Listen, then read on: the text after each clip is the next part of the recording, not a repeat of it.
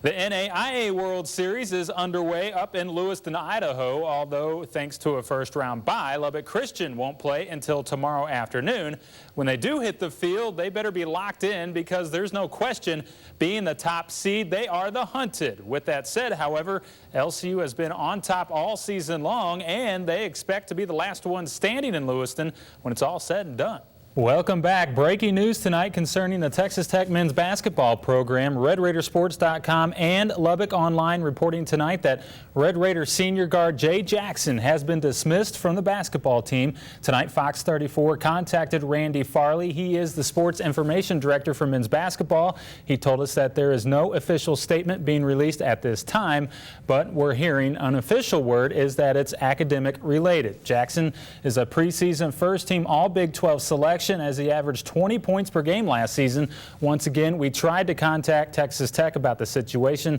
They do not have a comment as of yet. We will keep you up to date on the situation. I guess it is possible not to have fun at Disney World. We'll let you know how that relates to Texas Tech football later in sports. Welcome back to the show. We are live at the United Spirit Arena. A national audience looking in on Lubbock, Texas tonight. The largest non-conference crowd in this arena's history is here as well. Everybody wanting that one win for Coach Knight. If they get it tonight, he would be the all-time winningest coach in men's college basketball history. Thanks, Melinda. Yeah, you talk about Texas Tech and their football season. Everything went so well all season long. They met all the high expectations. Lots of talk about trying to get the program to the next level. No team in Tech history had got to 12 wins in one season. That's what they tried to get to today. Let's take you to the highlights. Former Red Raider lefty Dallas Braden on the mound this afternoon in Tampa, pitching for the Oakland A's. Braden delivered another quality start. 7 innings pitched, gave up just 3 runs, but he got a no decision as the Rays scored 3 times in the 9th inning as Tampa Bay beat the A's 6-5.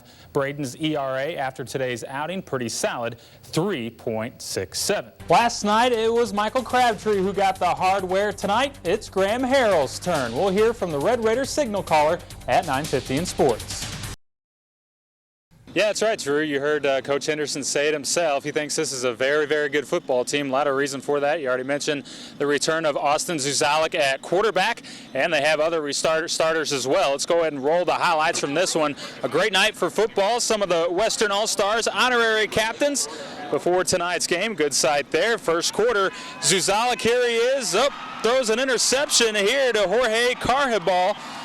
And that's 3 interceptions in the first half for Zuzalik, but that was the bad news. The good news, he had 2 touchdown passes. Here's his first in the first quarter. Their second drive, he hooks up with Landon Quigley. Touchdown, first points of the season for the Mustangs.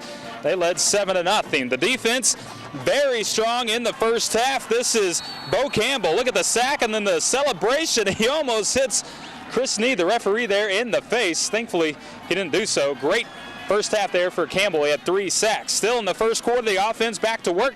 Zuzalik again to Mr. Quigley. Touchdown, Coronado. They led 17-0 at the half. They are now leading 24-7 with 6 seconds left in the third quarter. So looks like Coronado on their way to their first win of the season here in the first game. Key stat of the game, Coronado had 4 turnovers in the first half. The defense stood tall, didn't give up any points. So good sign for Coach Henderson and his defense standing strong in some adversity. So right now, as we see it, 6 seconds left in the third quarter.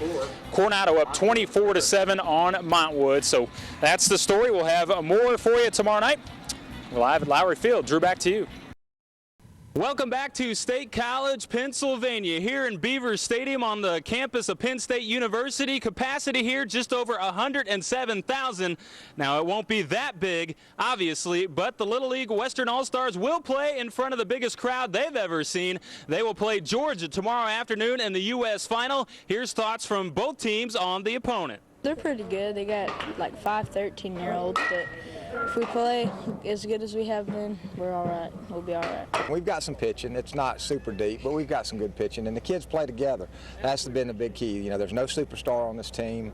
They're 12 kids having a good time and just playing ball. They pitched their ace pitcher last night, but you never really know who's going to come on because they didn't pitch their ace and the other 2 games that they won, but when they did pitch their ace, they lost to Ohio 10-2. So we don't really know much about them since they're in a different pool, but we sort of have a clue of who they're going to throw at us and who we're going to go out and try to attack. I picked them to come out #1 after I saw all the regions, and so it's no surprise to me. I think they've got a solid ball club and they're well coached. We know they're a good hitting team, but we're a great hitting team and we can pitch also, so I think we got a great chance at them. You know, I've watched them play.